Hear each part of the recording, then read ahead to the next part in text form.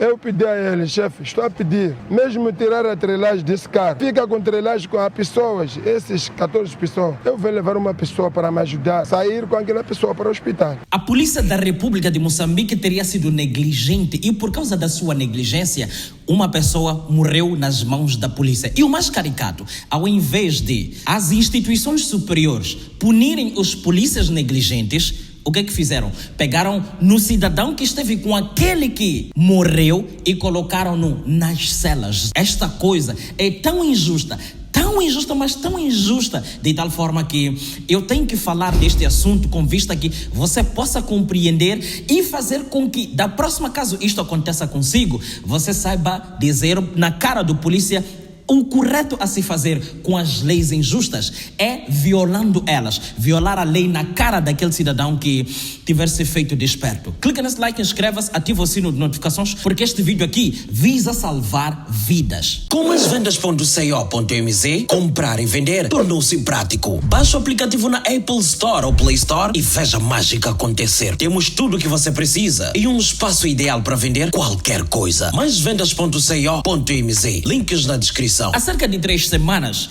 vinha um conjunto de pessoas que saíam da África do Sul rumo a Massinga. Esses mesmos cidadãos, quando chegaram na província de Gaza, concretamente em Xizavane, já estava tarde e os polícias, como manda a lei, precisaram parar aquele cidadão que conduz o carro. O cidadão parou e depois pediram a documentação. Tendo pedido a documentação, o cidadão teria entregue todos os documentos àquele agente que esteve em serviço. Isso tudo acontece numa situação em que dentro daquele carro que transportava aquelas pessoas havia um cidadão doente. O polícia não quis ouvir, recolheu tudo aquilo que ele quis recolher que pudesse impossibilitar o motorista de marchar, seguir andando de carro com aquelas pessoas, uma vez a lei exigir que o tal cidadão parasse.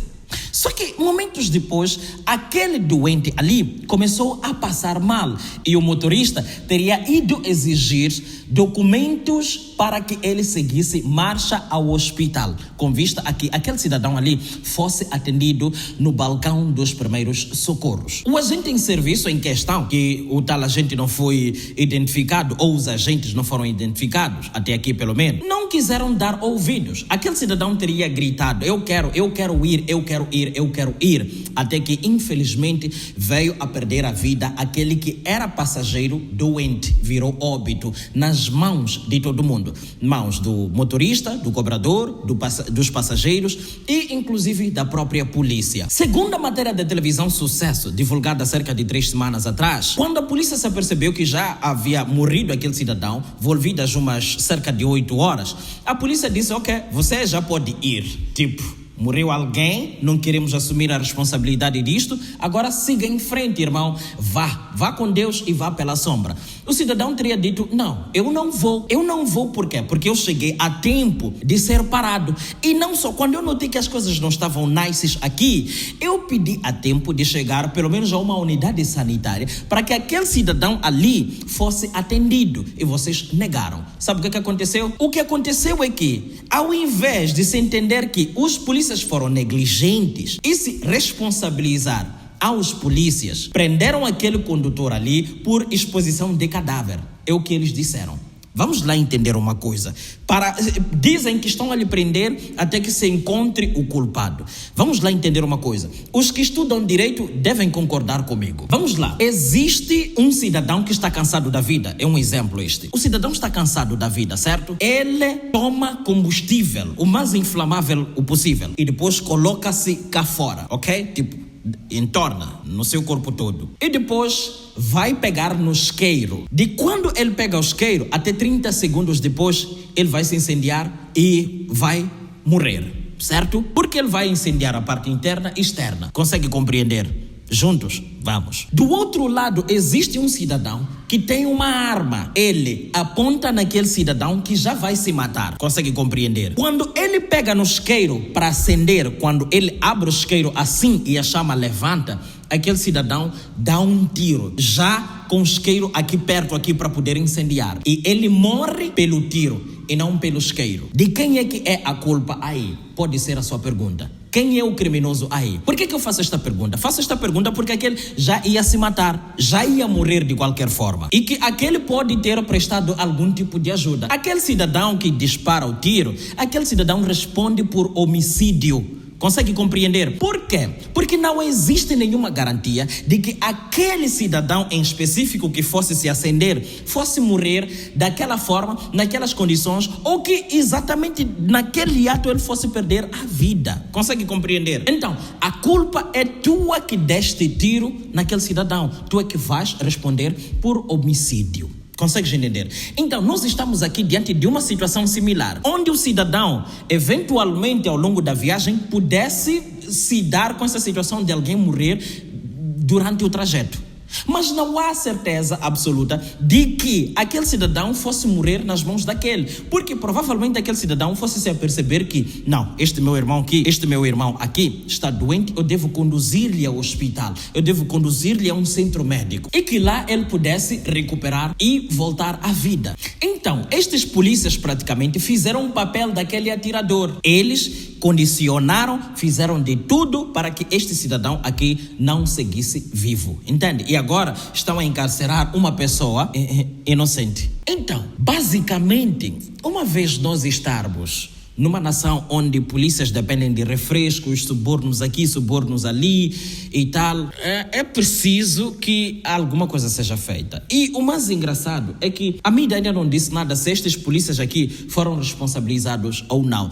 E eu quero que você junte as minhas palavras aqui a aquilo que a matéria diz. Escuta o que eles dizem aqui e depois inscreva-se, clica no like, ativa o sino de notificações para nunca perder análises como estas. É preciso que estas cenas aqui sejam colocadas. Mas antes de eu colocar o vídeo em questão e me despedir, eu quero dizer assim: quando você vir o agente, o controlador da lei, ele controla a lei até onde a moral começa a chamar-lhe atenção.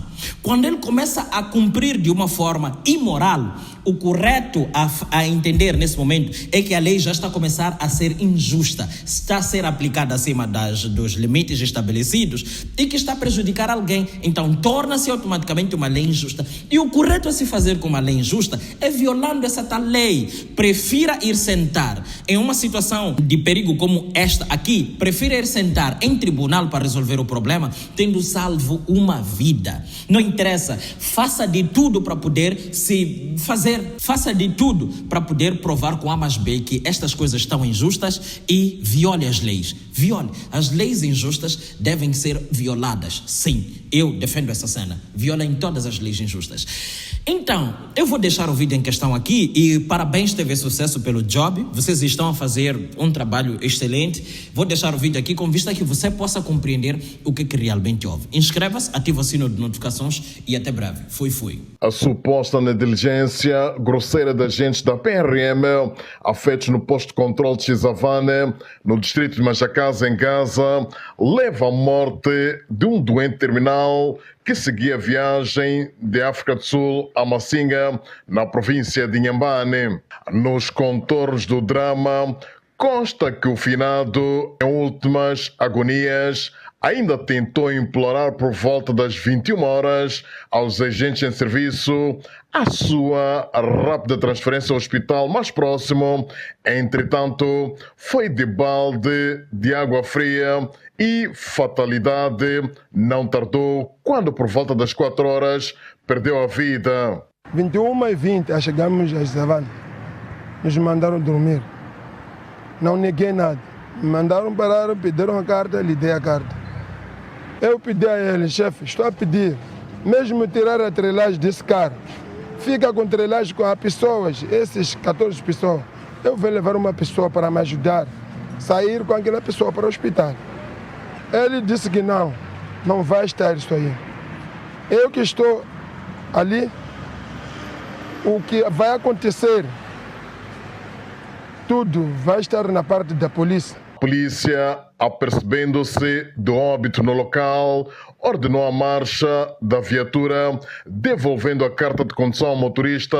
Após 8 horas de retenção, face à situação, familiares e passageiros revoltam-se contra os agentes em serviço. De novo, Estamos a pedir, devemos treinar.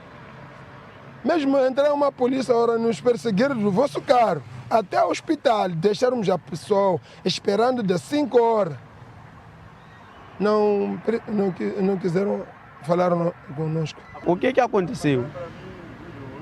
Cumprimos com a lei, mas depois, o que aconteceu? O paciente perdeu a vida. Depois de ter perdido a vida, é quando o policial tira a carta do motorista. E o motorista disse que eu não vou levar carta, vou aonde com esse cadáver. Como é que vou fazer com o cadáver? A polícia disse que você é culpado. Como que sou culpado? Eu cheguei aqui, pedi a ambulância, acompanhar a polícia do meu carro. A pessoa ainda vive para o hospital. Negaram.